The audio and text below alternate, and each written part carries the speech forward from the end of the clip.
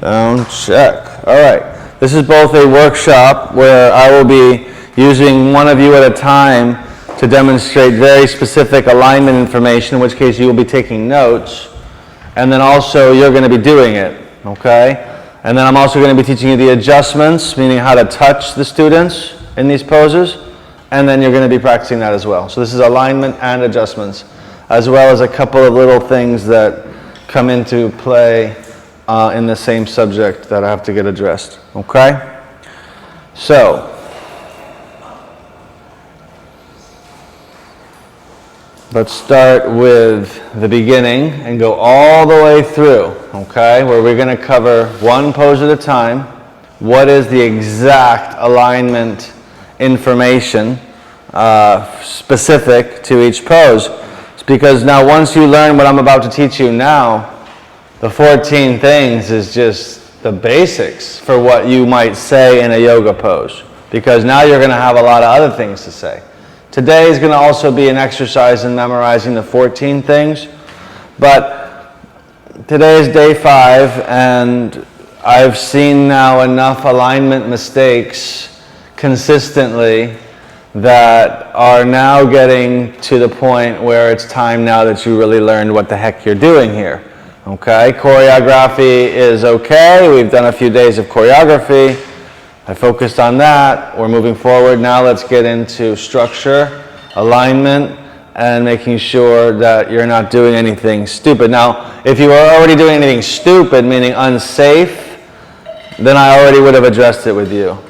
What I'm talking about are little things, but little things add up fast, especially about this hyperextension subject.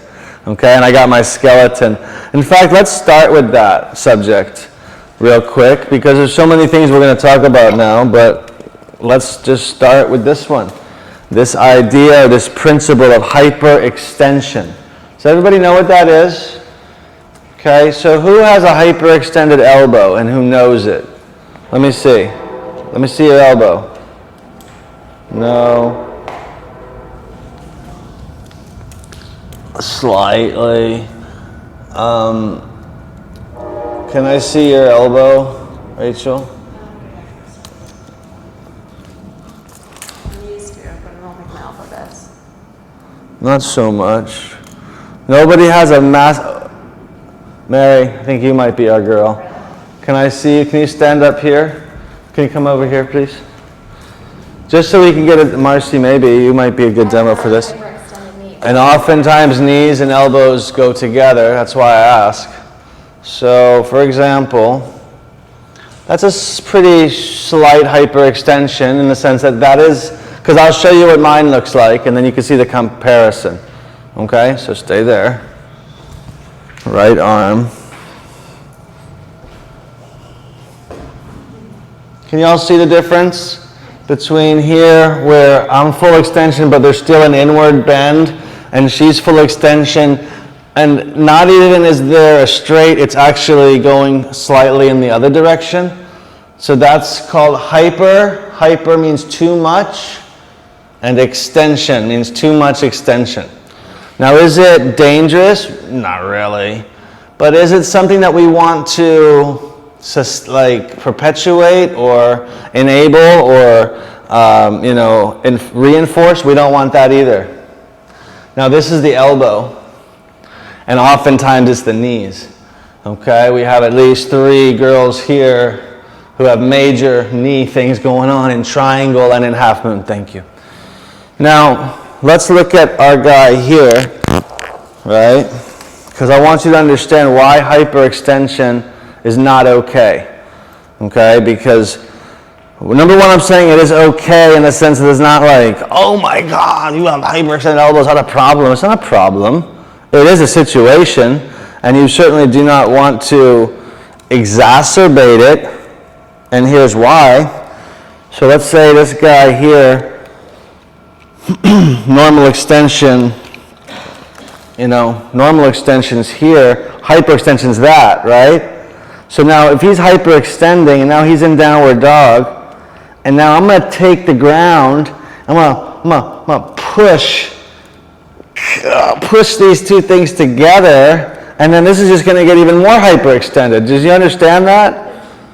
Because it's already going in the wrong direction. Now you're going to add your body weight into that joint, which is certainly not ideally designed to do that. Ideally, it would look like that. Now, what's the issue, so to speak, here? In other words, why is it kind of like something that we want to look out for and avoid in your practices? You have got to notice this in your practice, because if you don't see it or feel it, you'll never notice it in somebody else. That's something that I have seen for 20 years with teachers who, whatever they do wrong, their students do wrong. Because they cannot identify the same mistakes that they make. You understand? So when it comes to your own alignment, you have to have it right so that you can see other people's alignments. Now, why is hyperextension not good? Well, and this is my formerly broken knee, but let's just say, who has a hyperextended knee? Okay, let's just show it, okay, because this is going to be the last time you ever do it. So go ahead and show us triangle pose without taking a lot of care, like how it was this morning, or this afternoon, a moment ago. Turn your left foot in. We'll talk about alignment in a minute. Put your foot forward. Okay, but what I want to just show you right now is that if she has a hyperextension here, that means this top bone is pushing into the joint. You understand? Like that, in the wrong direction. Okay? And then, okay, but right now you're strengthening your leg, which is highly unusual. Most people with a hyperextension would not be engaging their legs, because that's the whole thing. When you hyperextend, you don't have to use muscles. So your muscles get very weak because you don't have to use them, because you're just pushing your bone onto your bone to support yourself bone into bone and not using your muscles to support. Now, the solution to all hyperextensions, whether it's the elbow in the downward dogs or the planks or any of that stuff where the elbows push out, or these triangles or half moons, with the legs, the key is you got to take your toes off the floor. Okay? Just the toes. Not ride the outside edge of the foot, but all of the foot, but base and, okay. So now once you have this, and then the leg, now for the solution of the triangle pose, it's called micro bend. Okay? Micro bend means that she's going to engage her entire leg structure. She's going to feel that her knee is slightly bent. Okay? And I mean like microscopically bent, but enough that she feels it. And then she'll feel her whole legs are strong. And that's what we want. Okay? So the whole reason not to do hyperextension is your muscles get weak because you're not using them.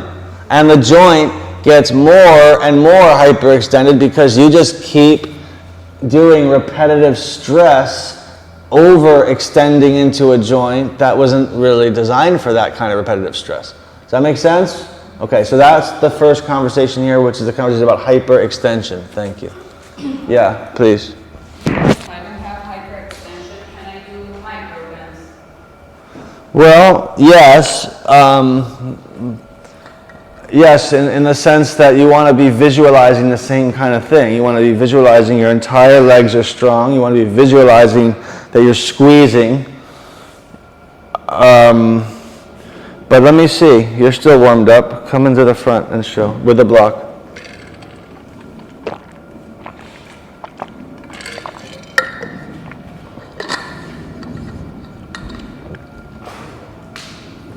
Okay, so are we talking triangle pose?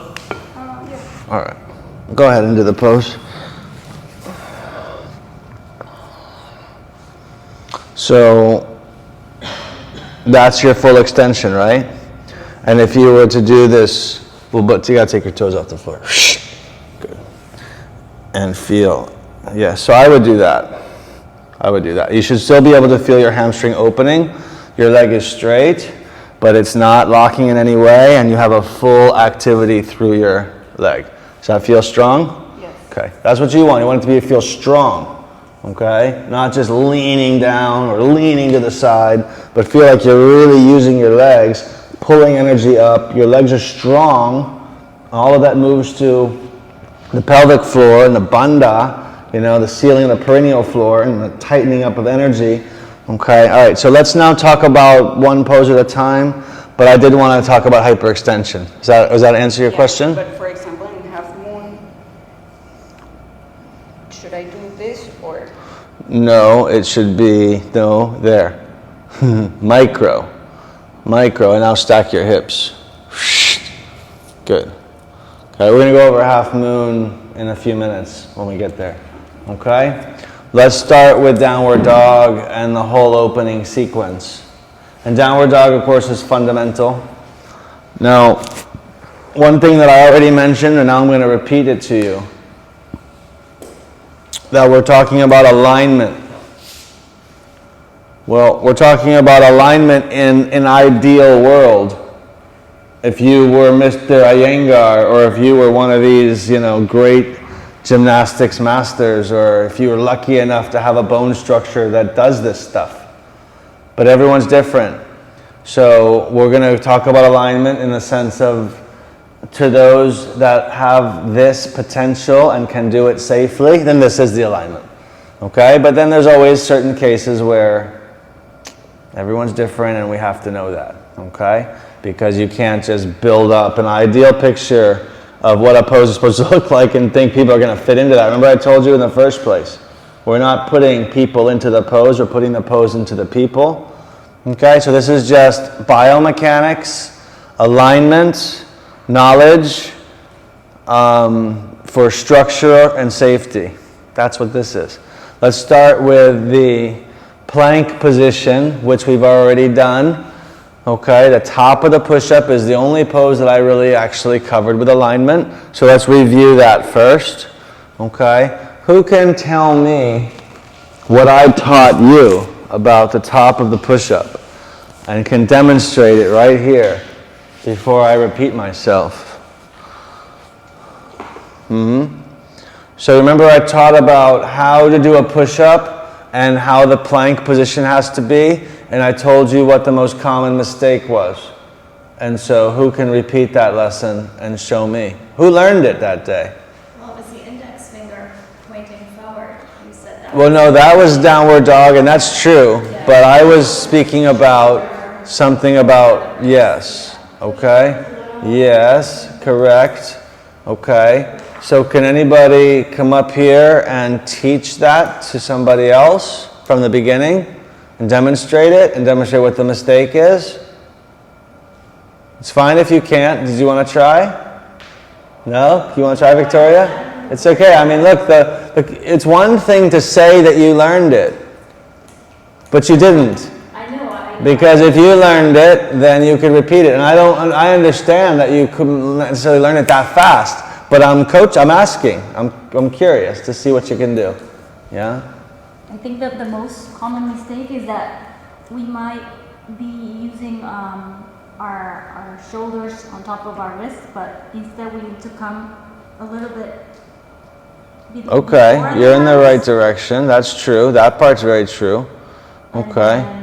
And then when you lower down, you'll notice that you're really working with the correct muscles instead of working with your neck. So the mistake is, as she showed, but didn't say, that the hands are too far forward. The hands are too far forward. That's the problem. The hands are too far forward. Period. In general. And that's why the position can never be done correctly, and that's why the push-ups can't be done. So go ahead and go to plank. Now bring your hands forward. Walk your hands forward. Walk. Walk. More. That's the mistake. Oh. That's the mistake. Okay? And then you try to do a push-up like that, and your whole neck will just crunch. That's the mistake. And so what has to happen is one thing at a time. What has to happen is the shoulders have to come forward over the wrists first. Then when you bend the elbows, they have to be in the inward direction. Now you don't want them to try to touch the ribs. That's not going to happen, but just in, okay? All right. So does everyone understand that on the plank pose and how to do push-ups? Because I am not a believer in doing push-ups on your knees. I don't see any value to that. In fact, I don't think it's easier than doing it the right way, meaning without using your knees. So I don't see the value. I think it's better to teach it. Now, what about people who can't do push-ups at all and who collapse on the ground? Have you ever seen that? People that they're going down and collapse? Okay, how do you manage that? All right, that. Instead of putting them on their knees, it's better to tell them to do this. Go ahead and do that. Tell them to bring your shoulders forward first. Shoulders, okay. Tell them to go down a little bit, just a little bit, and a little bit, bend your elbows a little bit. No, keep your legs straight. Bend your elbows a little bit, come back up, like that, okay? That's better. Yes, half, quarter, 20%. Until then, every week they go down an extra 5%. And then after 6 or 7 weeks or 8 weeks, they're doing push-ups. You understand me? Question. And do you also want to tell them to keep their Elbows in. Yes, elbows in. But don't be neurotic about that to the point where you're trying to get them to have their elbows touch their ribs, because that's not good. But elbows in is correct. Yes. I worked with someone who once, for collapsing, said just lower down to the mat and then come up on your knees and return to like a push-up, top of the push-up. Can you show me what they said? Yeah. Okay, thank you. It's very simple. They just said, go to the top of the push-up and lower yourself down. Okay. And then just come back up on your knees and return instead of trying to push back up, which I don't have a lot of strength to push back up. So obviously So is obviously that teaching wasn't good. Okay. Because you don't have strength. To come back up. Exactly. So it didn't work, right? So that might be an interesting like thing to talk about and to show someone, but it's certainly not useful. Okay. Right? Does that make sense? Completely. Yeah. Yeah, so it's better to just let them come down a little bit and up and down and up. That's so much better than this whole thing about collapsing, because have you noticed that people that just collapse down, what? They collapse down forever. Forever. They never ever learn it because they think that that's correct. And it is correct for brand new beginners in the sense that it's fine. It's not, they're not getting hurt, but for training purposes, it's not okay. And for people that you're helping like in their lifelong path to get stronger, well then it's not just about like a one-time class and just let them do it. No, this is about guiding people. Okay? So then you got to understand how to take someone from where they're starting to where they need to be, strength-wise. Okay? We're not talking about spiritual stuff. Okay? And so that's this. Okay? So yeah, don't accept weakness. Don't accept flopping around. It's better to train. And for you girls, okay? How many of you girls, let me see, in fact, I don't even need to ask. Let's see it. 5 push-ups right now. 5 push-ups. I want to see them. No joke. No joke, unless you're injured. If you're injured, I don't want to see you do anything if you're injured. 1, 2, 3. Oh, those are good, Erica. Those are good. 4. Oh, these are nice push-ups, girls. Girls. Holy crap. Excellent. Right, exactly. Okay. All right, so all of you, careful, of course. All of you will have no problems with crow. Is that correct? You don't have any crow issues. Can you all do crow pose? Who cannot do crow? You just did 5 push-ups? Let's see. Come. Right here. Oh, we'll do it together. Don't worry. We'll do it together. So you're saying you've never done crow? I think I've tried it. Is that the one where your legs are... Well, that's side crow. And then the first crow is this one. On first date. Yeah, I can't really do that. All right, let's try. Let's play around. All right, so just for fun, because, all right, so let's take a squat position. Yep. Okay, I'm going to face you, so we're going to mirror each other. All right, let's start here. Now put your hands here. Okay, now keep your elbows in. Yes, good. Now come onto your tippy toes. Now I'm going to move away from you so we don't bring our heads close together. All right, now slightly bend your elbows just a little bit, not so much. Good. Now lean forward and then flip your feet backwards. And breathe. Breathe. Breathe. Breathe. breathe, breathe, breathe, breathe, and that's fine.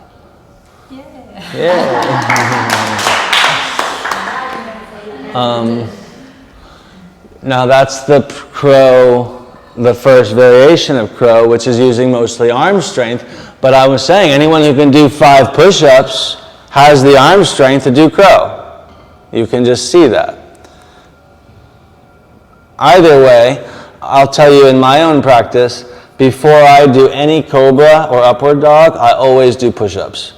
If I'm practicing alone, you know what I mean? Like, why not? It's a better warm-up anyway. And the whole point of sun salutations is warming up, and it's strength builder too. So a lot of times, my sun salutations will go 5 push-ups before Cobra, and then into downward dog, okay? And I highly recommend you girls do that because why not? You know, you need to maximize the benefits of the time that you're spending, okay? And one of the things you need to do is develop strength, not just boat, but also it's nice to have enough arm strength. But you guys are pretty good with arm strength. I mean, I'm not saying you should be satisfied, but I'm saying you should be happy. You know what I mean? Like you should be, because a lot of women cannot do any push-ups at all, okay? But a lot of the reason why they can't do it is they don't know how, because they were never taught about the alignment of the shoulders relative to the wrists, okay? All right, so that makes sense? Any questions about that? All right, let's look at Cobra and upward dog, and then we'll get to downward dog, the big boy, okay? So who wants to be my Cobra? Thanks, Daria.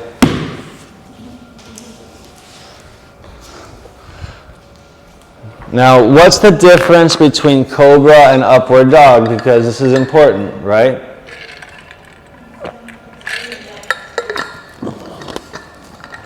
Yes. The difference is really just the legs. I mean, arguably you could reduce it to that. And the real difference is that in a Cobra pose, the legs are on the ground. In an upward dog, they're not on the ground. In an upward dog, you can do this. You cannot do this in a Cobra pose because in a Cobra pose they're on the ground. Now there's a lot of people that teach different variations of Cobra pose. Some people teach that your belly button should never ever leave the floor, in which case you would maximize your Cobra here. I don't really teach that. I teach maximize your back bend to the degree that it feels good for you and straighten your arms as much as you wish, okay? But there are different ways of approaching Cobra pose that are all correct, by the way. Now, from here, remember I said that all back bends have a mini forward bend? So is this a back bend?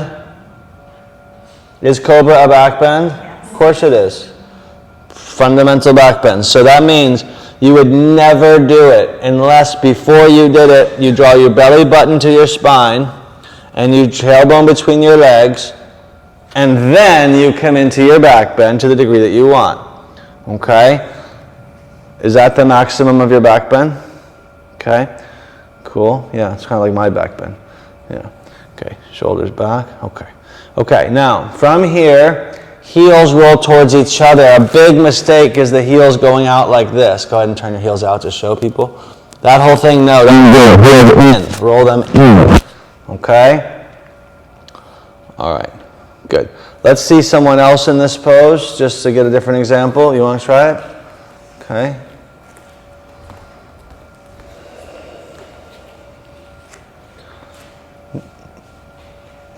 So you really do in your own practices need to look at your body, because just like what happened with Victoria, right, whereby she had, what felt really comfortable for her was this, okay, where her legs were significantly to one side, and so when she did Cobra pose, that felt normal to her. And then when I put her straight, she thought, oh my gosh, that's the weirdest feeling I've ever felt.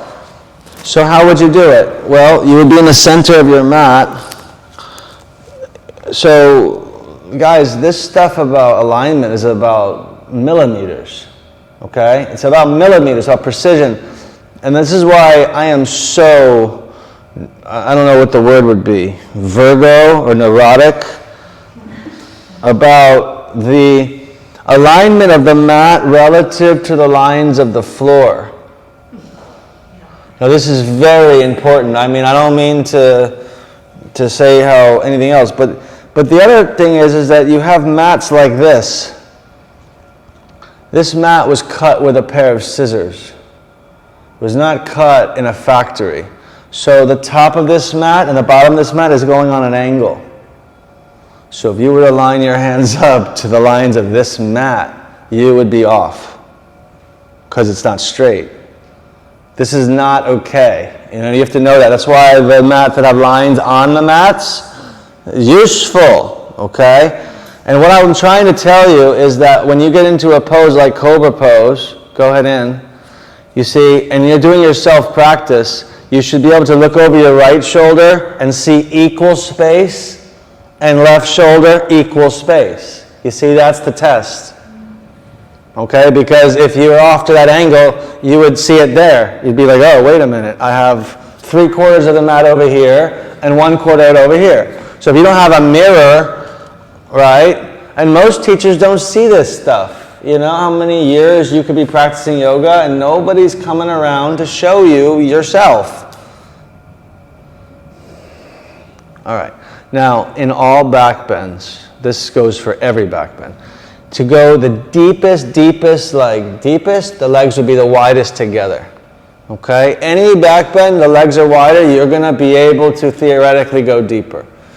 Less deep when the feet are moderately apart, and extremely less deep when the feet are together. This is always the most challenging of any back bend, would be done with the feet together. Do you have relatively deep back bends? Let's see a regular Cobra pose for you. Okay, it's pretty deep back bends, and I'm going to be teaching you in a few more days about the geometry of back bends, but this is a good example. As long as her tailbone is scooping between her legs and her belly's in, okay, you'll see a lot of the back bend here in the lower back, which is correct. Okay, this is what someone who has deep back bends looks like. What this really means is the psoas muscle. Did you guys draw your psoas muscle so we can talk about that today? Okay, well in her case, her psoas muscle is open. She has flexibility in the psoas muscle. Okay? Whereas Daria and myself, our psoas muscles are very tight. And that's why when she does a back bend or when I do a back bend, it doesn't look like this. It looks like that. Right? Much more like less deep. Okay? But in her case, this is correct. Now she wants to do upward dog. She just kind of pushes her feet down into the ground and lifts her legs off the ground. I'm going to stay in upward dog though. Oh. Yeah, it's cool. Now she's going to be on the tops of her feet, but it's the same depth of the back bend. It's the same actions. Okay? It's the same internal structural supportive actions. So there's no compression. She's going as deep as she wants. You can drop your hips down deeper. Okay, and then come up. Yes, and push it as deep as she wants, but it's supported. Does that feel supported? Or compressed? After a while. Hurts because of being tired or hurts because of compressive? I think compressive. So that means you're not yet doing the actions that you have to do. So let's try it again. Okay, there really has to be a pronounced tail there and a pronounced belly in there. And if you really can hold that, I'm not saying it's easy because you're going to get tired, but it shouldn't be that you're feeling compression. Is that true? Yes. Okay? Okay, fine. All right, that's upward dog, and that's going to push shoulders back and down. Okay? Now the hands of all of these things is the same hands that we're about to talk about right now. They're the same hands as downward dog. Yeah, we'll do it with you. It's fine. Downward dog is the same hands as crow. The same hands as everything. All of it is always the same hands, downward dog hands, okay? So let's get the downward dog pose.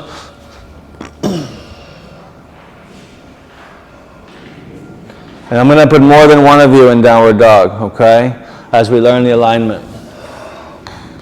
And we're going to talk about the adjustments or just review them. So hyperextended elbow, okay? So that's something that you're going to have to watch for a long time, basically forever. Okay, so this is never easy. People with hyperextended elbows in downward dog have really a lot of awareness that they have got to meditate on their whole life in downward dog, otherwise they'll hyperextend in 1 second. Okay, hands a little wider. Now, that's fine. Relax, come down, relax. All right, look, when we talk about the hands being under the shoulders, which is what we're talking about, the question, of course, is what part of the hand and what part of the shoulders? You know what I mean? Because like some people are like, yeah, hands under the shoulders. Yeah, because their little pinky is under their shoulder. That's not what you want. What you need is the base of your index finger under your shoulder. That's the point that goes under your shoulder. So when you're looking at the distance of downward dog, it should be pretty much, of course, relative. You could never say the distance is a certain number of inches because everyone's got different sized shoulders. Some people, especially men, but some women, have wide shoulders. In which case the mat is not big enough for them.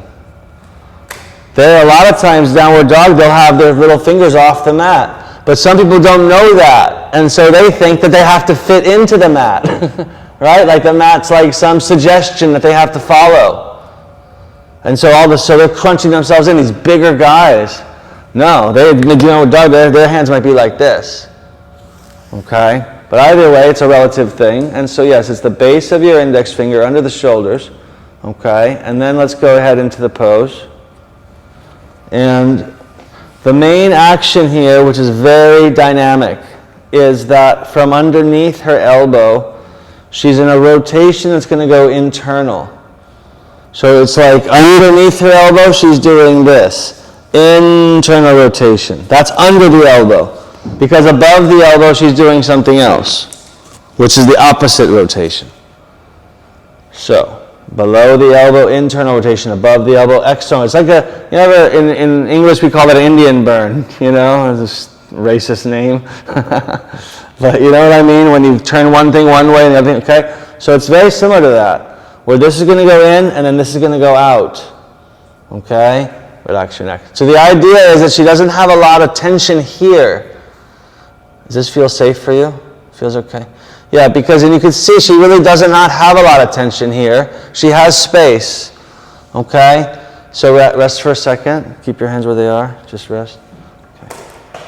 Okay, return back to downward dog. Okay, so now the rest of this pose is about what is she doing in the pose, which is she wants to get her hips to go in the direction of the diagonal of the room. So her hips want to go that way. And that's why the adjustment is the same thing. Remember the adjustment where we're coming? I don't think I showed you this one. Yeah, I forgot to show you this one. But interlace the fingers though. Yeah, you could actually interlace your fingers. Forgot. Okay, and then hook around with your forearms. Same place that you would have gotten here, but now you're getting it here. And just lean back. Just like you don't normally take their hands off the ground, but I want to show you the direction. Okay, go ahead and bring your hands back to where they were.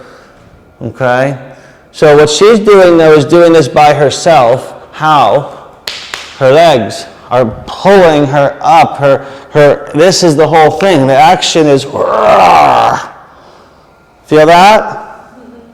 So this is a good down, but her hands are too close together now. Yes. Okay. Now as far as the hands, yes, this is what we're talking about. The index fingers pretty much are going to go straight. The middle fingers are the ones that are going to go slightly away from the center. This is for most people. Okay? No hyperextended elbows, strong legs. The heels, and relax the neck. The heels in downward dog really don't want to touch the floor. So she would be better off bringing her feet back.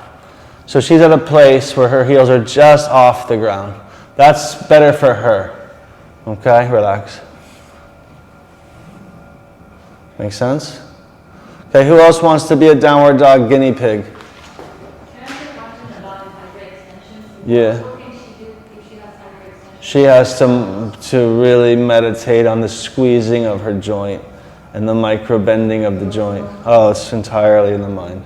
Yeah, because the minute you stop paying attention to that, yeah, it's a meditation in structural integrity. You know, I haven't given you the lecture yet about flexibility being weakness and strength being tightness, but that's the whole thing. Never feel jealous about hyper flexible people. because they're also hyper unstable. Meaning they're very unstable. They always have to be aware of that. And that's actually, it's nice that they have the flexibility and they can do these crazy things, but then the other side of that is living with an unstable skeletal structure. Okay, come, let me show your downward dog. All right, Victoria has a downward dog that you all need to see because 1 in 20 people have this. Okay, before you start, relax. Do you guys remember I was telling you that structurally speaking, everybody's different and all the joints are different? And I gave you the example in this pose. Some people can't get their knees down because of the joint. And remember I said it's also true in the shoulder? And some people cannot do downward dog. Okay? Now, she's not that she can't do downward dog, but she cannot do downward dog in an effortless way that actually feels good. She can do it in a way that she tolerates it. But let me show you what that means. Go ahead and do downward dog. You all are going to need to stand up now. So stand up. Come around to this side here. And let me show you what we're looking at.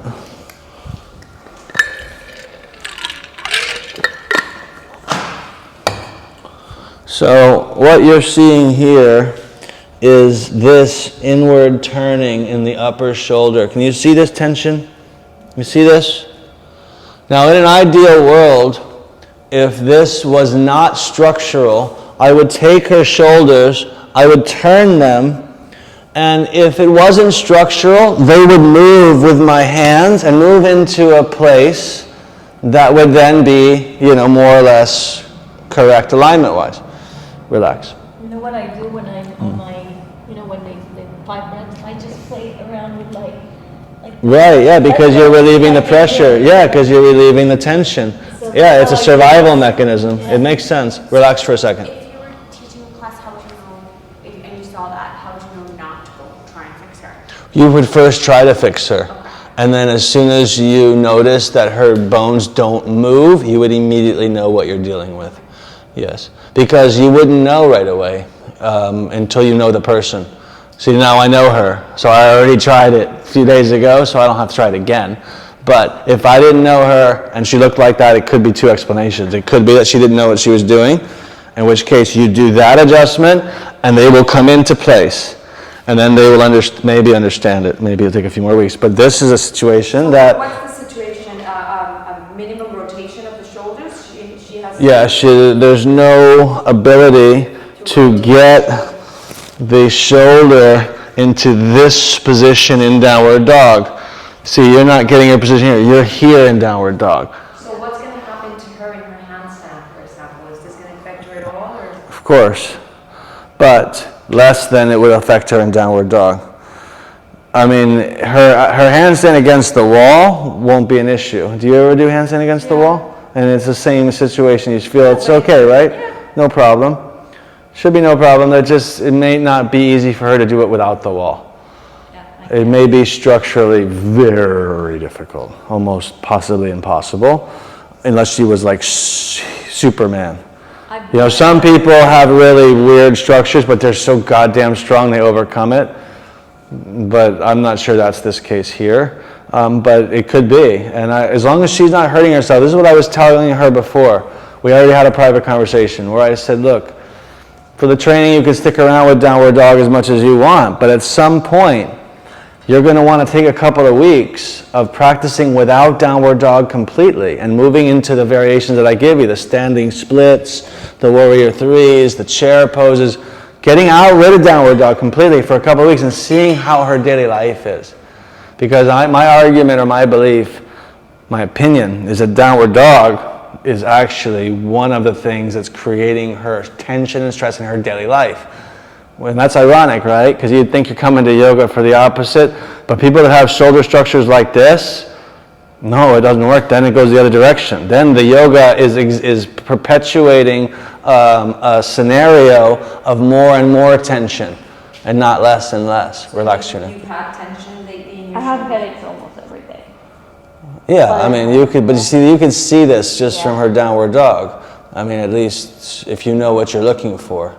And then the question is, is it structural or is it because she doesn't know what she's doing? And in her case, it's structural. And you know, or I know, or we know, because we tried to move her shoulders and they don't move. So you know you're dealing with a bone against another bone, and then you just stop trying at that point and accept it, and now decide, is it worth it or not? Just work on rotating. Is it, no. You accept it. Right, but would it be something else that maybe she should try to work on to release that tension, like rolling shoulders back, a lot of this kind of thing? Maybe. I mean, that's more heart opening. That's not releasing tension, because that is more tension. You understand? That's more tension. Well, she needs to release tension and release this engagement. Now, I'm not saying this is going to create any issues for her. This wouldn't create any problems for her at all. It wouldn't hurt her, but I don't know that it would be like countering the situation, because there is no countering a bone situation. This is joints. There's no reason to even be thinking about how do we counter it, because there's nothing to counter. There's no problem.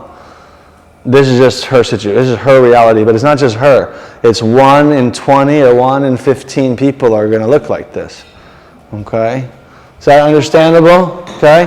Yeah. Go ahead. Can I just ask? Please, yeah. Understand when you say shimmy your shoulders, what can she? In which pose are we talking about? Like shoulder stand, when you. Like actual shoulder stand? Like I don't know, when you put Yeah, your yeah, legs yeah, up, right. Shoulder stand. Shimmy your shoulders together. shoulder stand won't be a problem for her. So No. she can shimmy her shoulders. But the reason why she has to be careful with shoulder stand is because of all of the neck pain that she has in her life. So she's got to be careful with shoulder stand because of the fact that she told me that she has neck pain and headaches and all that. So we need to be making sure that shoulder stand be done really well. I do not ever adjust people in shoulder stand or pull their legs up or try to, none of that stuff. None of that is logical. That's putting, I haven't taught you guys shoulder stand yet. What about the blankets and the safety? That's coming. But when I do, I'll be very clear that these kinds of things that put pressure into the neck like that, without blankets, this is not safe. You know, there's a lot of dangerous yoga being taught, and if you haven't figured that out yet. Okay, there's a lot of unconscious, unaware, and all of the real danger is about the neck. Okay, and the knees. And the reason why the knees are so critical is that the knee, and this is another lesson, but I'll just be clear. The knees are your ability to walk. Okay? So the minute someone takes your knees out, you're in a wheelchair. Okay? Or you're limping. And if you're limping, huh? My husband had ACL surgery 2 weeks ago. Yeah. Okay. So now. And feels powerless. Yeah, and some people don't know how to heal from surgeries. You know, you have to know how to heal from surgeries. If you ask questions, let me know, I'll help them. But, you know, so if you're limping because your knee injured in yoga because your teacher was aggressive and ego-based, and now you're limping for 3 years, now you're going to need a hip replacement on the other side. Okay, why? Because of your knee injury in yoga. Now hip replacement, now wheelchair, now coffin.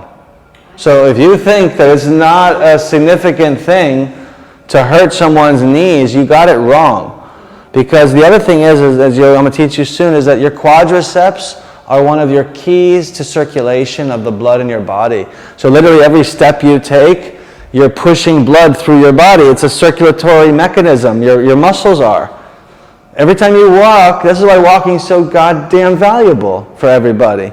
Because it's circulation. So imagine, this is why I really take care of knees, I take care of necks, you know, because yoga is not, it's dangerous if it's being wielded around irresponsibly. It's a powerful technology, okay? And people are coming with history, you know, they're not dealing with 15-year-old cheerleaders, okay? All right, so is that cool? Yeah. All right, do we understand downward dog?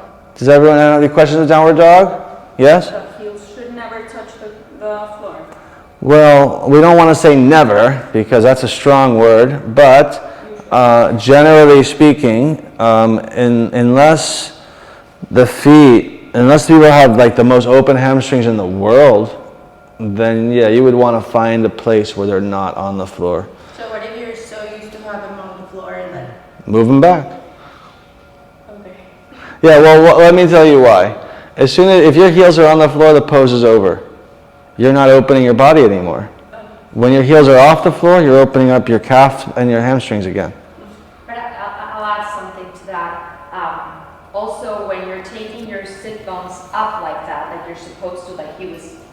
pushers that goes diagonal, you'll feel more of a stretch in the heels, and then maybe the heels won't necessarily touch the ground anymore.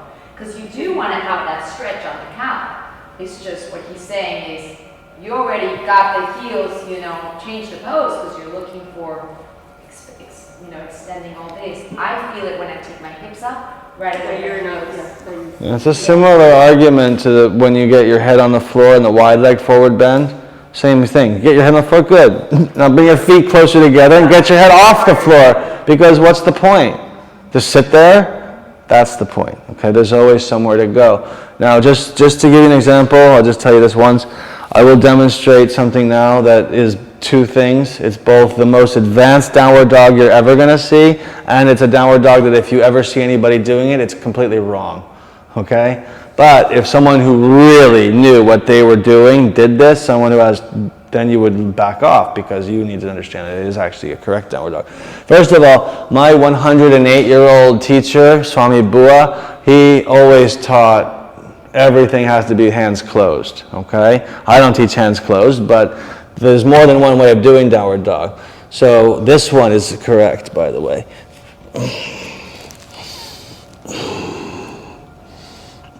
That's correct. Feet together, extremely far apart. Okay, I mean, it looks totally different from what I'm teaching you. But you need to have a bigger mind and understand that just because that's right doesn't mean the other things are wrong. Okay, depending on the person's body and their level of practice, this could be a correct version. Feet together, very difficult. Heels way off the ground, stepped way far back. It's hard. That's the point. Yoga is supposed to be hard. It's not supposed to be easy. Okay? Because if it's easy, you don't get stronger. Yeah. How far apart should the feet be stacked? From the hands or from each other? Or both? Right. So that's my point. Generally speaking, they can be just the same width as like a block.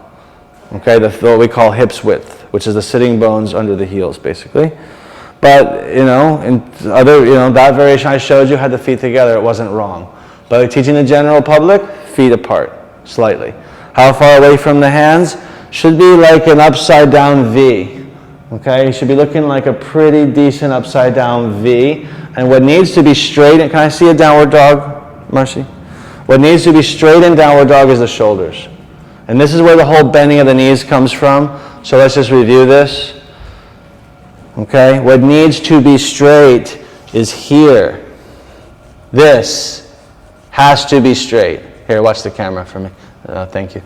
Okay? This has to be straight. And this is when people have the hamstrings that are tight, it pushes them forward, and then this is not straight anymore. Okay? And so they're not opening up in their armpits. And so this is where you would tell them, bend your knees, and come into this having be straight again. So because this has to be straight. Okay? From here to here, in an angle of upward action, all being generated from the legs to the core. Relax. Fred, would you say that for a general public, because this is the way that for a general public, the distance I like teaching, that if you were in a child's pose, this would probably be the perfect distance where you just curl your toes. And then you get to your down dog. And for me, I found with my students that is That looks pretty good. a good distance. Yeah. Child's pose straight to down dog. Yeah, that works. That's a good alignment. Yeah, that's a good way to measure it, and it's simple, so it's very functional. Totally. The only thing you're looking for is to make sure that wherever they are, that they have straight arms. A straight shoulder. Because if not, it's because their hamstrings are too tight, they're being pushed forward. So that could happen in any distancing. And so that's where you're getting into the people having to bend their knees, because, not because they have to, but because they want to. Make sense? Okay, so now downward dog, understood? Now we'll briefly talk about the downward dog with one leg off the ground and the bend the knee, and then the opening sequence is done. Okay, Erica?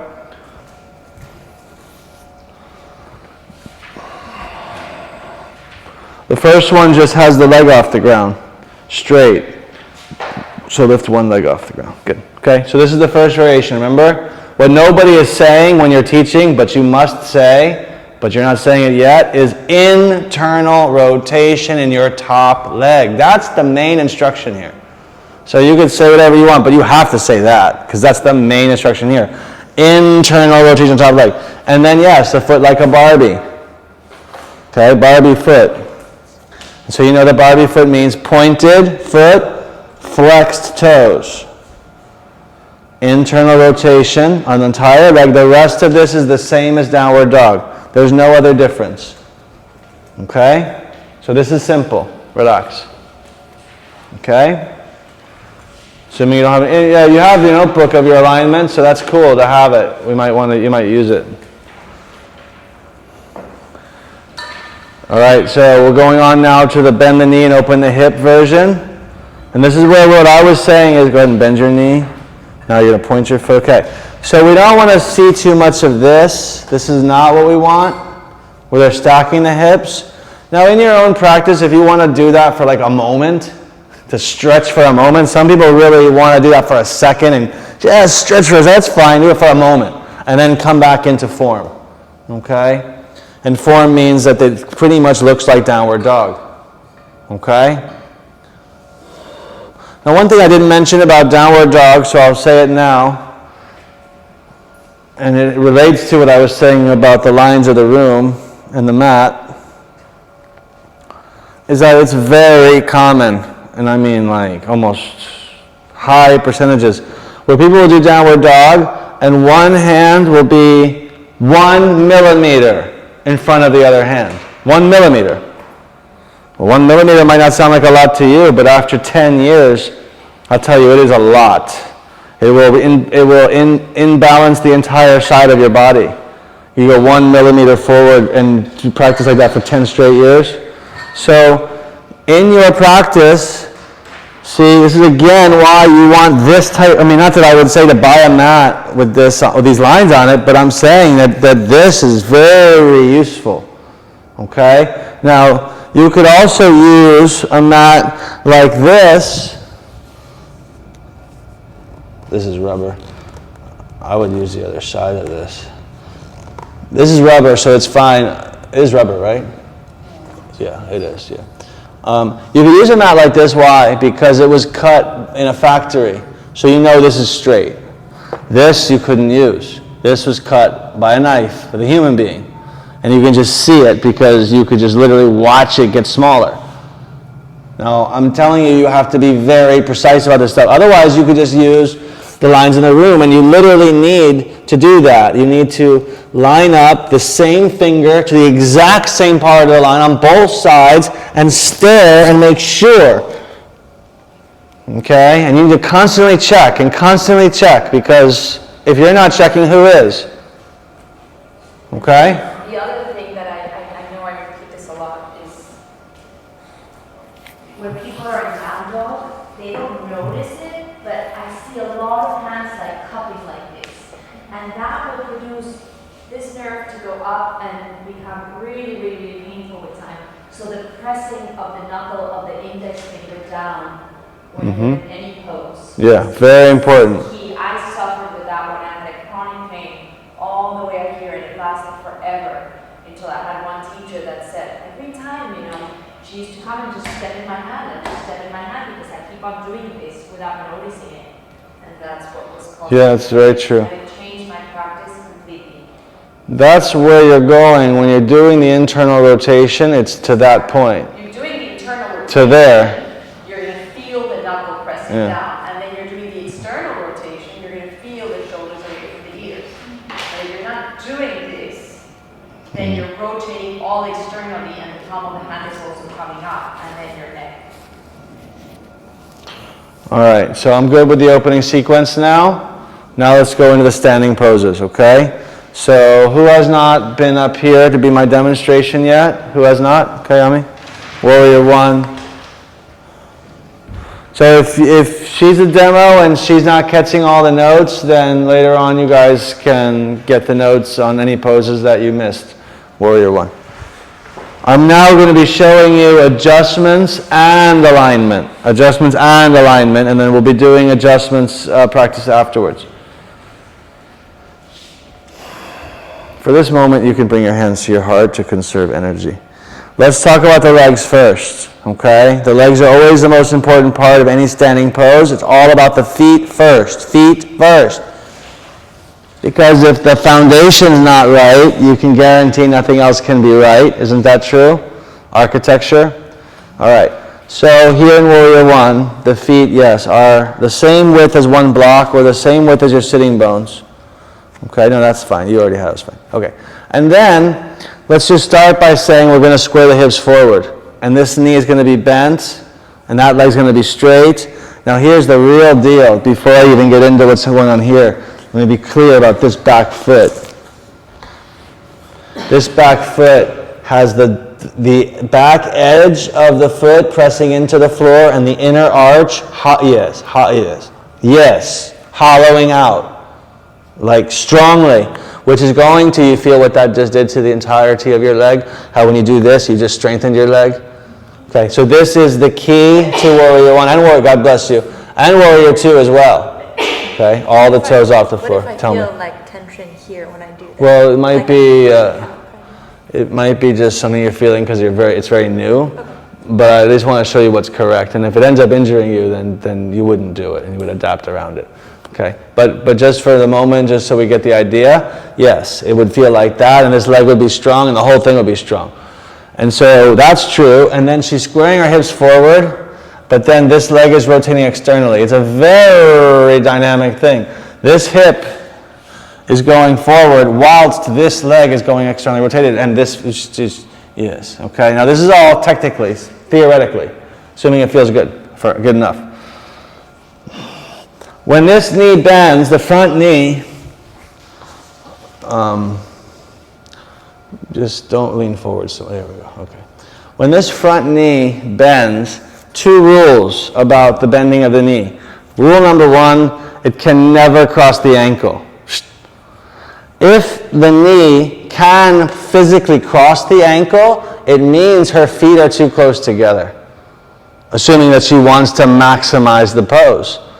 Does anyone understand that? If she could be here, she's fine, but if she wants to go deeper and her knee starts to cross her ankle, well, she has got to bring her foot forward first. Go ahead and bring her foot forward first. And then, so that when she did sink deeper, her knee did not cross her ankle, assuming that she wanted to maximize this. Go ahead and change sides. Okay. Now, the next rule about this knee is that it has to point out, never in.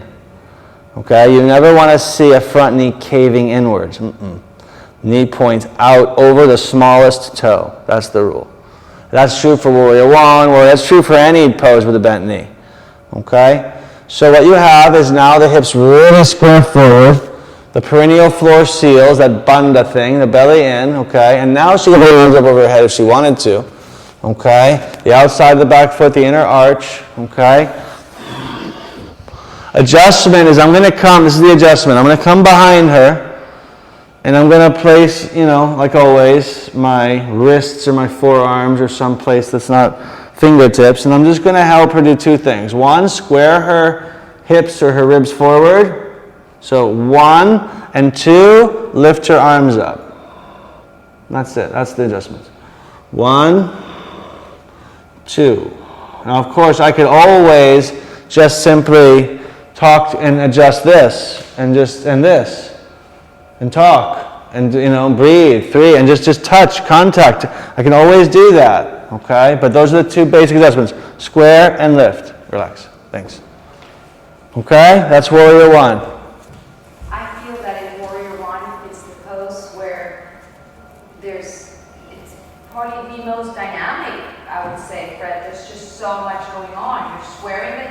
While I'm in the pose, I'm never necessarily holding still, because I'm always saying, can I bring my hip a little bit more forward? Can I bring the outer edge of my back foot? Can I engage this more? It's constantly, while I'm in the pose, I'm always, for whatever amount of breaths I'm doing, there's just so much, and it's difficult to keep the hips forward and then press the outer side of the foot back, and then shoulders, arms go up, but then the shoulders have to go back into the socket, and then I need to tuck my tailbone in. And then I need to make sure that my knees, there's millions of things that are going on in that tiny, what we call simple pose, which there's nothing simple about it. Everyone do warrior one. And then we're all going to do humble warrior together. I'll talk about the alignment of humble warrior while we're all doing it. But first do warrior one and see if you can understand what I was talking about with that back foot. Assuming that you have no injuries in your knees. Because if you do not do this. Assuming it's the back knee.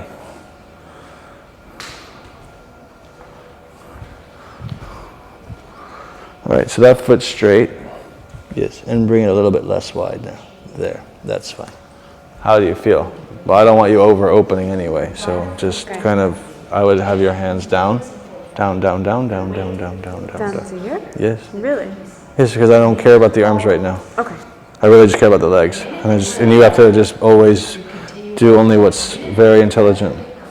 What was the correct feet position? Yeah, so this part down, this part strong, that part strong. Okay, but I have to lift a little bit the arch. Yes, a lot. Not a little bit, a lot, the arch. Yes. Okay. Can you feel that arch lifting and you feel the legs strong? Yes. Okay, questions? I had some lower back history. Yeah. And then when like that goes into my hips. So when I square my hips, sometimes I feel like it's going to pop, like I don't know, like crack. And sometimes it feels like it needs to crack before I have to get into the pose. Is the cracking good or bad? Well, no, if you feel like it's something that cracks and then it feels better. Blocked and then it has to be unblocked. It's possible. It's possible, in which case then that would be okay. Yeah. Because there's so many joints and yeah, with the back history, same with me. Certain things, certain poses I have to get a crack or otherwise I don't function. Cracking is okay. It's okay, yeah, depending on the situation, yeah. More tailbone tuck in. More. Never get used to practicing when your lower back arching like that. It'll hurt. Okay, everyone understand the back foot? Because that's what I want. One way that I really find it interesting is when you want to get the hips, sometimes you're like, because the alignment starts on the ground, right? So it starts with the feet, and then I feel like, okay, I got my feet down. I like bringing my, whatever leg is back, let's say in this case my left leg is back, I bring my left arm forward, and immediately my left hip comes forward, and then I place it back. It helps me, yes, see, right away. So whenever back foot is back, you bring that arm forward for a moment, and then that hip finds a more square hip. It works. I always keep getting the adjustment that my feet are too narrow or wide. Is it just... No, but that's also, I feel that... Well, what's the question first? Well, the question was, should I just be trying, I mean, clearly I'm not doing a good job of this, but should I be trying to just gauge off of my hips, or... But Fred, you know, when they practice Jivamukti, which some people might be practicing Jivamukti, they, you know, like for example in Asana, which is a big studio, if you go to their style of yoga, they're practicing something that's called Jivamukti. There's very slight differences, but one of them would be that. Their warrior one in Jivamukti is the feet are in line. This is their warrior one. This is not our warrior one because we like hips distance in order to have more balance and continue flowing to whatever we're going to do. They go like this. I don't know how they get into a humble warrior. They need to fit their body. I don't know. So you might go to a studio and they'll tell you to keep your feet in line. And we're going to tell you to keep your feet hips distance. And then we toe heel the foot if we're going to get into a warrior two, because here you do want the feet in line. Don't overly stress out about having your hips completely square. Don't even worry about that. Okay. More be focused on doing Mula Bandha and being comfortable and being safe, especially with your history. So alignment is not the most important thing. Okay. But in your case, you know, getting fully square isn't really going to happen. But the feet okay, but in that direction, yes. Yeah. But the feet hips distance is critical, and the feet going in the direction of square is cool. But even in my case, it's not 100% square. So just you don't have to focus on that, okay? Just focus on, go question. I have a question. So in terms of like when you say tuck, it's like that, is that right? Or is it, what's the pelvis supposed to be? Yes. I find that I I'm often like going like that. Which No, is it's the not- tailbone down and the belly in at the same time. It's that. Okay. Yes, So it's like that. the It's so that you're not sticking your butt out in Warrior One, but that there's a responsibility in your pelvis, and then from there, Mula Bandha, which is the pelvic floor moving up too. So yes, so you're not sticking your butt out and compressing your lower back here. That's the belly and tailbone down thing. Yes. Okay. But again, just keep breathing. Okay? As you're going through this stuff, keep breathing. Yeah? All right, go into Humble Warrior, everybody. Humble Warrior. When you go down, I'm going to be teaching you now. When you go down, if your knee crosses your ankle, then you know that you have to bring your foot forward. Your feet have to be apart, the same as Warrior One. Feet apart, the same as Warrior One. So sink deeper, and you see how your knee's crossing your ankle? So you're way short. Bring your foot forward. More, more, more. Now go down. Now sink deep.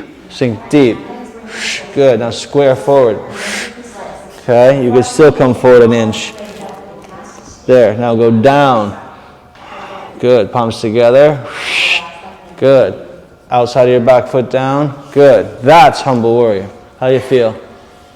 Hard, right? Difficult? Yeah, of course. You should be sinking deep, okay? And yes, hips forward, let me see. To a point where when I practice my Humble Warrior, Mm-hmm. I can head to that.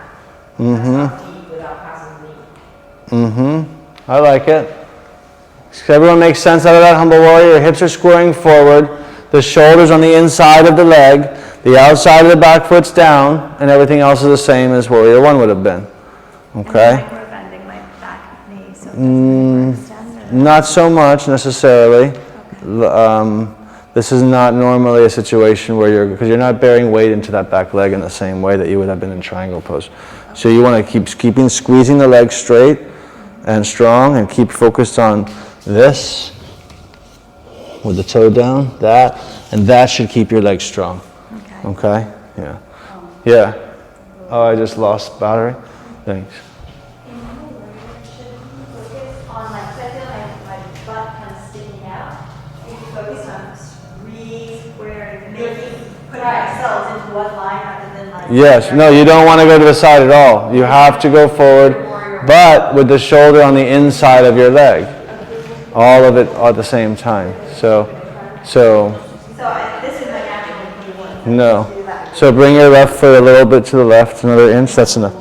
And then go down really deep and bring your shoulder on the inside. Yes, the inside, yes. Careful, I don't want to push, yes, yes. I don't want to push you around, but that's the idea. All right, Warrior Three. Warrior Three. Warrior Three.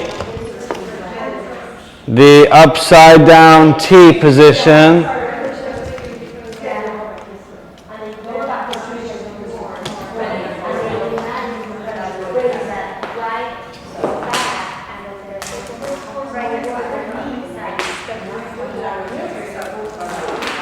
Adriana, can you help me here? Plug that in to there or there, and then give me the plug when it's done. All right, Warrior Three. Can I see a Warrior Three person here? Who wants to Warrior Three? Okay. So we'll do it with the hands to the heart for now, because we're really focused on the legs. Key to Warrior Three is do not hyperextend your bottom knee. Come off your back leg. Keep your hips square to the ground. Now, don't go forward so much. Nope. Okay, yes. Okay.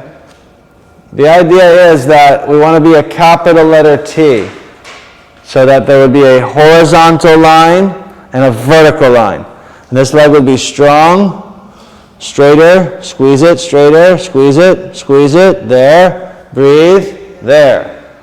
And if that's easy, she could extend her arms. Internal rotation on the top leg, belly in, and looking like a capital letter T in an ideal world, and without hyperextending your knee. I do not adjust Warrior Three. I do not touch people in Warrior Three, because you touch people here, usually they fall. Okay? I just tell them what to do, or make sure their legs are not hyperextended or anything like that. Keep it simple. Okay? Good. Let's talk about side plank. Okay? Can I get a side planker? Come onto your knees and hands. Keep one hand and one knee down, and then straighten the other leg over top. Okay? So this is fine. Go do the other side so they can see you. Uh-oh, I forgot about that. I guess it won't. I guess we'll just do our best. All right. So this elbow should not hyperextend, and this hand is underneath the shoulder, okay? And this knee is exactly where it is. It doesn't move, and it's not in line with the wrist. This knee is not. It's a little bit forward. And then the only adjustment I do is I pull the arm up. Okay, I pull the arm up. And then this is fine, okay? Hand over the shoulder, this is a vertical line. This is doing what it's doing, and this is fine. Now, if this got really easy one day, she does the other versions. There's a lot of versions on the straight legs. Do you ever do the legs with the legs straight? One version with the legs straight is the top leg is forward, and the bottom leg is back. So the top leg steps forward a little bit to the, yes. This is very nice. Okay, that's one of many common variations of this. Okay? But of course, they could also just stack the feet. If it's easy on the neck, she looks up to their top hand. If not, she looks straight ahead. And of course, the whole thing here, and she doesn't want to be collapsing. Okay, there are many variations of side plank, but those are some basic ones. Relax. I also feel that if you are going to want to move forward to do whatever thing, bring your leg up or whatever, you got to be mindful that the more you get those hips up, the more you're going to be able to ground the sole of the foot down, and that will take you to have more balance. Can you turn the lights on? I can be here, right? I can be right here, or I can be right here. And if I want to be playing around with bringing this leg up or whatever, I must ground the bottom foot as much. My entire bottom foot is grounded, so that I can take it. So the more hips up, the more grounded the sole of the foot. All right, I'm going to demonstrate the next situation, which is about Warrior 2, side angle pose, and the number one mistake made in all of yoga, including by every single one of you. Not one person here does the side angle pose correctly yet, so I'm hoping that after this conversation that will change.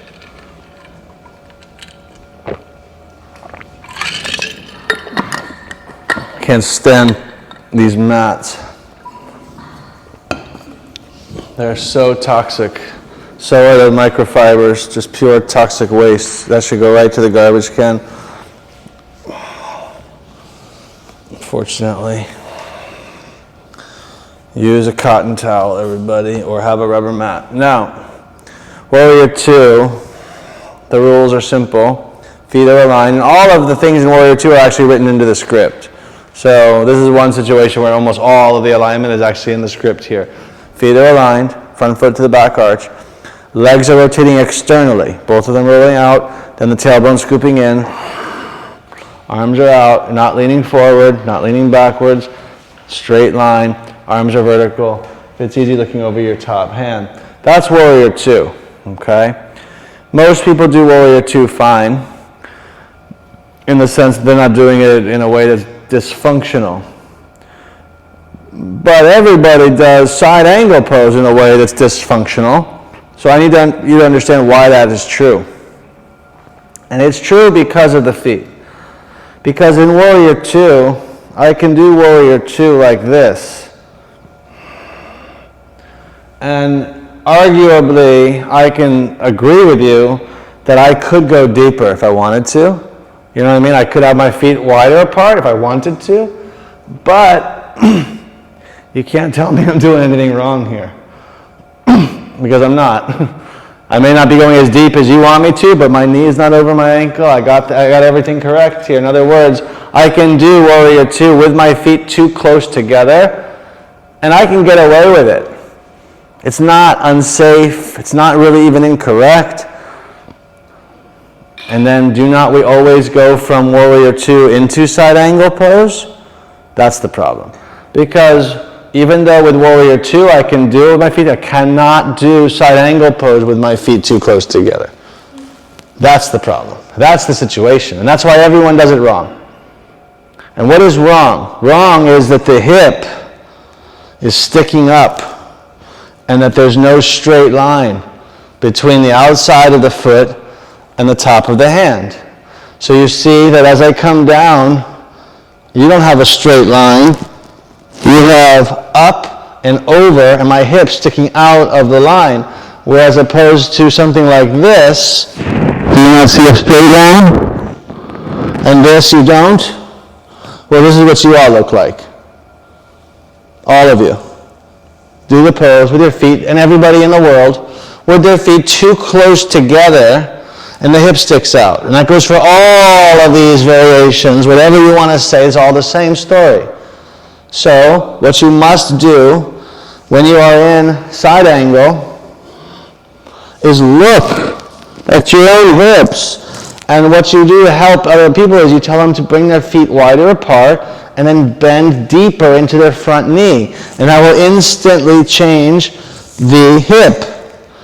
And then they'll have a straight line. Huh? Everything is better when you have the alignment. Yes, because otherwise you're crunched. Everyone try it, please. First do it wrong, meaning the way you already were doing it, and then fix it by opening it, assuming that you're going to do it safely, and see the difference.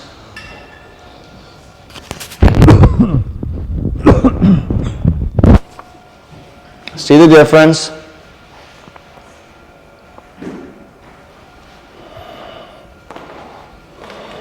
And so the only fix is you got to bring your feet wide up, good, and then make sure your knees over your smallest toe, good, good, belly in, good. I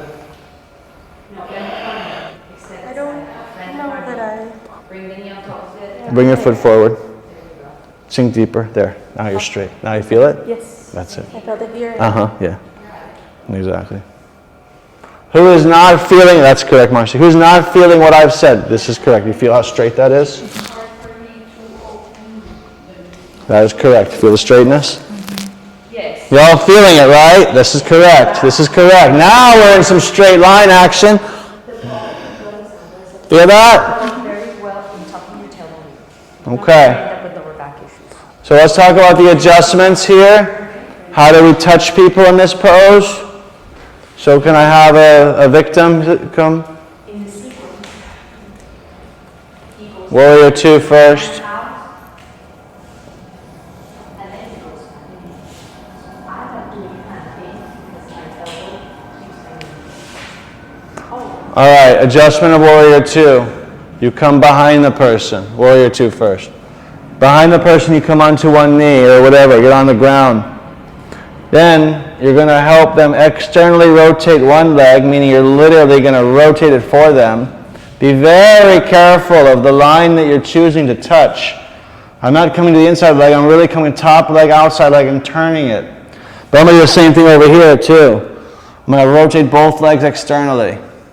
Then with my fists, because this is very personal space, so with my fists, I'll take one fist, one knuckle at her tailbone, and the other fist at her belly, and I will literally scoop her own tailbone between her own legs. Okay? It's a double thing. I go out, out, in, in. You feel what I'm doing? And you feel what I'm asking you to do? Yeah. Okay? And so that's that adjustment. And the other thing that happens here is people are a lot of them leaning forward. To adjust this, you put your hand on the wrist, you put your other hand here, and you pull them back. So they have the plumb line, the straight line. That's that adjustment. Okay, side angle, forearm down. For here, I just come from behind and help open up the ribs a bit. And then come from behind and make sure the knee is over the smallest toe. So knee over the smallest toe and very gentle. I mean, this is just like the smallest of actions. Knee over small toe, heart open, and maybe I could also extend the arm. Okay? Yeah, 1, 2, 3, all the options here. Okay? That's fine, okay?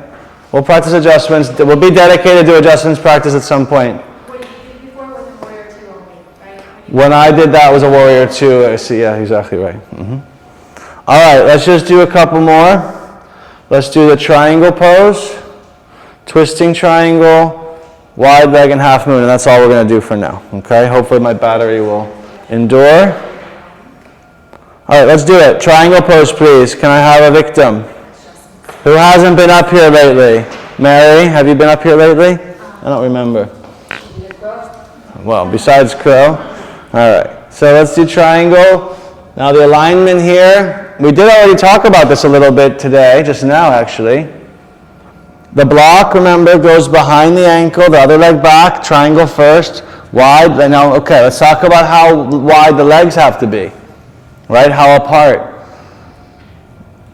The distance between the 2 feet would be the same length as one of her own legs. So it's that distance. And that's why it's a relative thing. So taller people, of course, will have wider stances and shorter people less wide because it's about your own body. So go ahead and bring it back a bit more. There, that's good. Legs straight, toes off the floor, hips open to the side, arms straight, toes off the floor. Starts this way. Well, we already talked about this, right? So you don't lock the knee, okay? And this is true, and then she's ready to go into the pose. And now the adjustment and the alignment. So we said already, the toes off the floor, no hyperextension. The hips are going to stack, one over the other one, and this is one of the adjustments. One over the other one. The shoulders are coming, one over the other one. Okay? And then some people are not taking a lot of attention about their neck, and sometimes the neck hangs. So, but this is looking good because you see the neck is in line with the rest of the spine. Okay? She could look up if she wants. She doesn't have to. It's up to her own neck. And everything else is fine. This is good. She wants to be in one plane, you know, like they often say in yoga, between 2 panes of glass. That's what this one's about, okay? This is fine, and this looks good to me, okay? That's triangle pose. That's the adjustment, okay? Twisting triangle is, of course, the block here. The feet are different. But this foot is not turned in all the way. It's only turned in halfway. And back a little bit more. Back more, back more, back more. When you have open hamstrings that are not super tight, then the legs go further back. When the hamstrings are more tight, the legs are closer together. That's just the way it goes. I don't think your hamstrings are that tight. We'll see. Square your hips. Okay, inhale left arm up, exhale left hand on the block.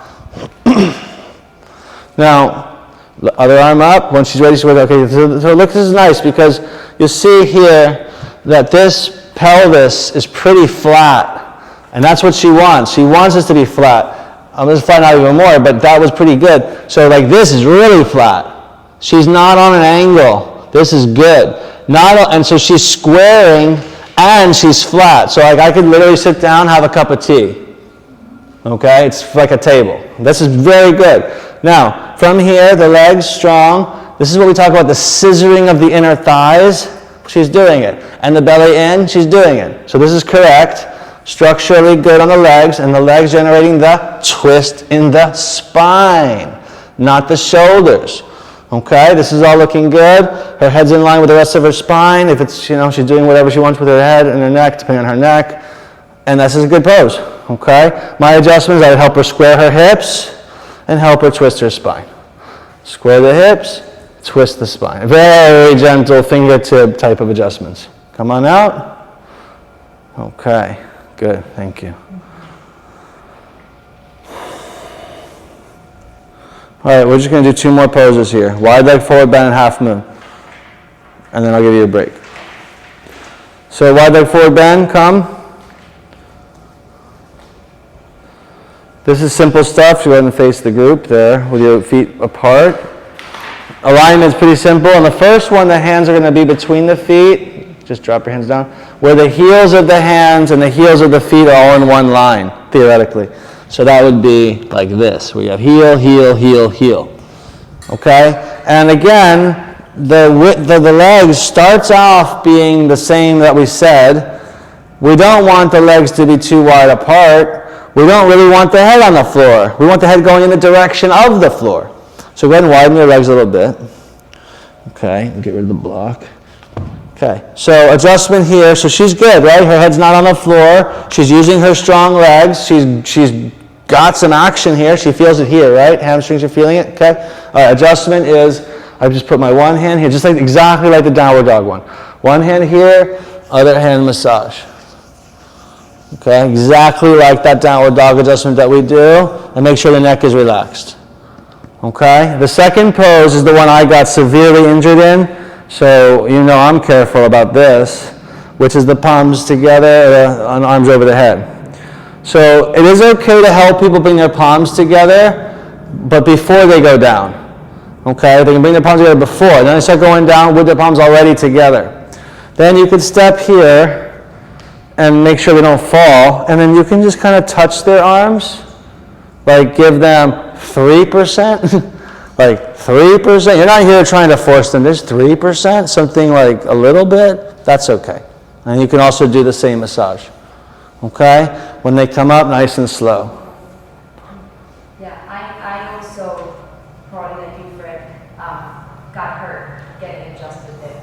So I'm very, very careful. Because if the person went down, let's say without really rolling their shoulders back, or really getting the palms of the hands as close as they can beforehand, that means they went down like this.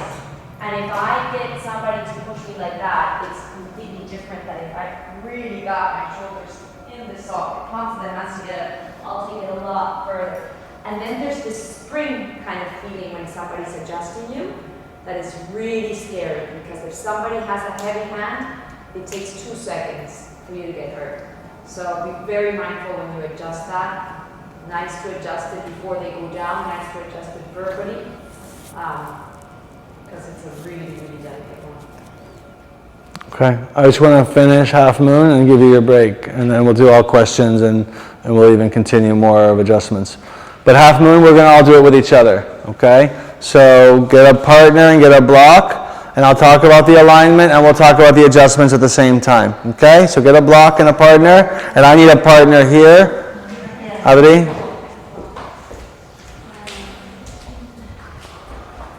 And then I'll show you what's going to happen first, and I'll show you the alignment first, but then we'll get ready to rock with your partner in a minute. Okay, alignment is first, okay? So go ahead and into the pose. Right hand down, left arm, left leg up. Okay, so from the perspective of alignment, the block is under the shoulder. So you have a vertical hand, just like you would have had with the side plank, vertical here. You have a vertical bottom leg, and then you have, basically straight lines everywhere, okay? I mean, theoretically, this back foot's the Barbie foot, and the hips are stacking, correct? So this is all looking good, legs strong, no hyperextension of the knee, okay? And then if it's her neck, okay, she's looking up, if not, she's looking neutral. This is the alignment of half moon, okay? And the block is perfectly placed there. Got that? Okay. Now here's what we're going to be practicing, which is an adjustment. And one of the most important adjustments that we have. If it's her right foot down, it will be my left foot, and I will touch foot to foot, leg to leg, and hip to hip, and I will start to support her. I'm literally touching her foot with the opposite of my opposite foot. Now I'll start to support her. Notice again, forearms or wrists, no fingers. Okay? And then I can take the other hand here. Now I have her completely. She can stay here forever. Feels really good. Okay? So this is the adjustment that I want to start with. This is the beginner's adjustment on this. Okay? Does that feel okay? Okay, now when she comes down, this is the delicate part. She comes down, she looks down, she inhale, comes up. I'm going to help her up, like we're dancing. Exhale, front of the mat. I even help her back to the front of her mat. Whoever I adjust on the right side, I also adjust on the left side. You don't do this to one person on one side and then run away and do it to a different person. Don't share the love, okay? Because you need balance. That make sense? Okay? So let's do it now. I'll show on the left side. You guys find a partner and let's see what you got. The partner needs to be in the pose first, and when they're in the pose, you will step up if you're going to do it. If not, you can be the teacher. Okay? Let's go. So left side, or whatever, right side, whatever side it is. Whatever foot it is, there's your opposite foot. Your opposite foot. Leg to leg, hip to hip. Yes, then you use your forearms, and you start to pull her onto your body. Okay, make sure your foot's touching her foot, your leg is touching her leg, and your hip is touching her hip. And then you pull, and then from there you can take the other hand and pull that up. They should feel supported and it should feel safe. What you got? You falling? Okay. When they're ready, they come down and they in and exhale front of the mat. Does it feel okay? That was good. Yeah? Okay, try both sides. Do both sides. Okay, it's okay. You're not giving her enough support yet. You're too far away. So let's see it again. Stay a little bit tighter in. Yes. But first, get her in the pose first. Yes. But get ready. Now step in, step in, step in. Yes. There. Does that feel okay? Do you feel supported? I feel safe. Yes? And then how do we release her down? Oh, she'll look down first. Okay. Then this hand goes to her ribs. Inhale, come up. This hand to the back. The other hand to the back. And now exhale, front. Okay.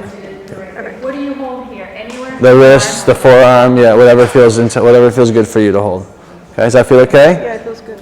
All right, so switch people. When they're bringing their leg down, Yes, you have to help them. oh, You help them. That hand that was up, I'll show you, yeah. So, okay. All right, so this hand that's up will come here. Yeah, right, watch. This hand that's up will come here. Okay, that's the thing. All right, so look down. Now inhale, come up. It goes here. And exhale, front. Okay, do both sides, both people. Foot to foot, all the way, foot to foot. Yes. Leg to leg, hip to hip. Good, yes. Finger, forearm, wrists. Yeah, there we go. Pull, push, pull. Is that okay? Yeah. Okay, pull up, yes. Breathe. Shout, breathe. Okay? Did everyone do it? Sorry, Erica, am I doing this? Looks pretty good. Yeah, how's that feel? There's no fingertips. Yeah. How's that feel? Supported? Feel supported? Strong leg? No hyperextension. Strong leg. Breathe.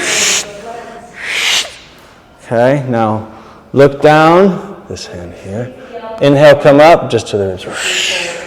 Exhale, front of your mat. What are you looking for? The exit? Want me to review the exit? Hold her more. I think I'll No, so you have to change your hand position, that's why. The top hand, yeah, go ahead and do it. Foot in place though, foot in place. Foot to foot, foot to foot. Foot to foot, yes. Yeah. So this hand, she's going to look down. When she looks down, this releases to here. come up here. And then then this hand releases, she inhales up, you help her, and then this hand to the back, and she exhale, push to the front. Gentle, yeah. I have the same question. But I do have another question. In half moon, is the objective also to be in like one plane? Yeah, absolutely. Absolutely. All right, break time. Well deserved. Break time. Take your break. I don't know what time it is. Does anybody have any idea? 12:33. All right, so we're back here, 5 minutes to 1.